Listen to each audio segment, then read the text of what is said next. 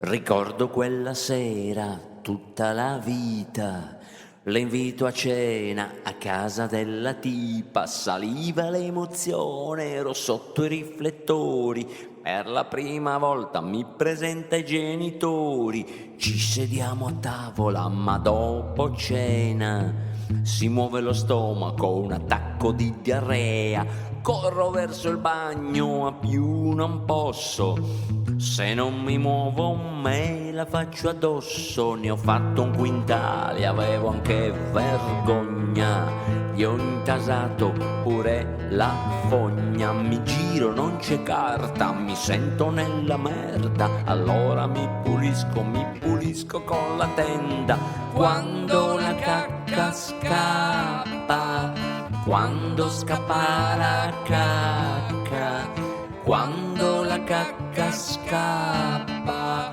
quando scappa la cacca, è una cosa micidiale, non c'è niente da fare. Preso dal panico e dal terrore, dopo mi arrampico e scappo dal balcone. Son passati tanti anni da quella volta, l'avevo lasciata per colpa della sciolta. Ogni tanto penso quando sono in bagno che quella tipa mi sta ancora cercando, magari la sposava, avremmo fatto anche una figlia. Un attacco di diarrea, ho distrutto una famiglia.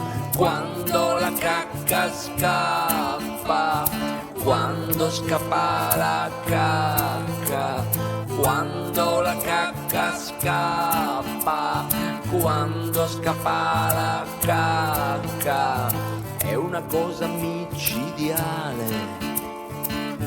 non c'è niente da fare.